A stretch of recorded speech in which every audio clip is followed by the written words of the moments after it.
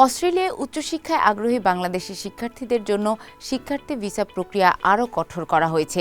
দেশটির সর্বশেষ সিদ্ধান্ত অনুযায়ী বাংলাদেশকে শিক্ষার্থী ভিসা যাচাইয়ের সর্বনিম্ন ঝুঁকির স্তর অর্থাৎ লেভেল 1 থেকে সর্বোচ্চ ঝুঁকির স্তরে অর্থাৎ লেভেল 3-এ নামিয়ে আনা হয়েছে।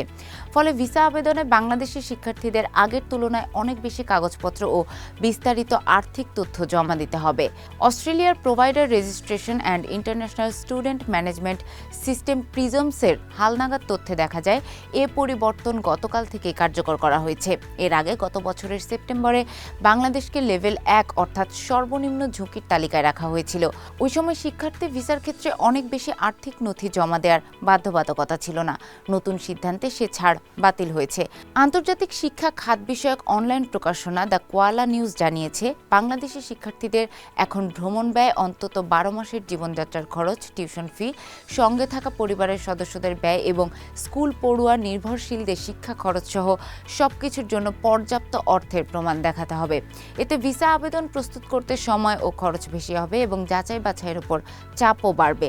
ফলে ভিসা পেতে দেরি হওয়ার পাশাপাশি আবেদন প্রত্যাখ্যানের ঝুঁকিও বাড়তে পারে বলে মনে করছেন সংশ্লিষ্টরা। অস্ট্রেলিয়ার ডিপার্টমেন্ট অফ হোম অ্যাফেয়ার্স এক বিবৃতিতে জানিয়েছে, দক্ষিণ এশিয়ার কয়েকটি দেশের ক্ষেত্রে শিক্ষার্থী ভিসার কাগজপত্র যাচাইয়ের স্তর গতকাল পুনর্নির্ধারণ করা হয়েছে। নতুন সিদ্ধান্তের লক্ষ্য হল জালিয়াতি, ভুয়া কাগজপত্র এবং আর্থিক একাডেমিক অনিয়ম কমানো। একই সঙ্গে প্রকৃত শিক্ষার্থীদের জন্য মানসম্মত শিক্ষার সুযোগ নিশ্চিত করা।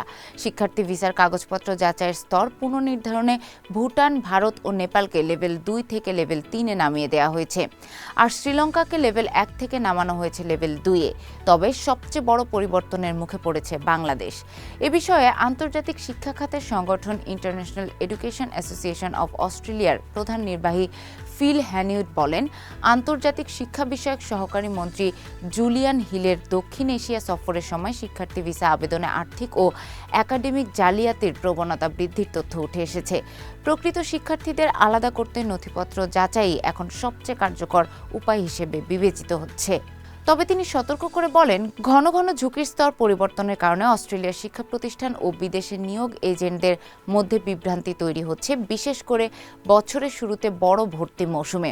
সংশ্লিষ্টরা আশঙ্কা করছেন, অতিরিক্ত কাগজপত্রের কারণে ভিসা প্রক্রিয়া জটিল হবে। এতে সাম্প্রতিক সময়ে প্রায় 98% থাকা ভিসা সাফল্যের হার উল্লেখযোগ্যভাবে কমে যেতে পারে।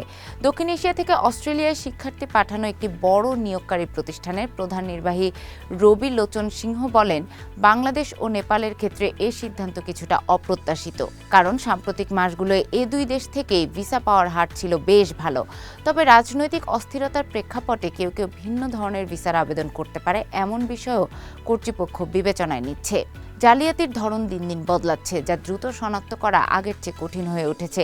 বর্তমানে দুই ধরনের জালিয়াতি বেশি ধরা পড়ছে। প্রথমটি হলো এমন আর্থিক নথি যা দেখতে সম্পূর্ণ আসল মনে হলেও কিছু ক্ষেত্রে ব্যাংকের ভেতরে যোগসাজশের কারণে তা এজেন্ট ও বিশ্ববিদ্যালয়ের যাচাই প্রক্রিয়া পেরিয়ে যাচ্ছে।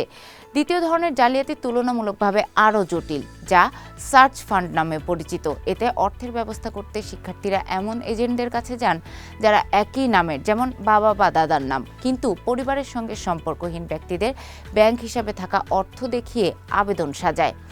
এসব অর্থ বাস্তব হলেও তা শিক্ষার্থীর পরিবারের নয়।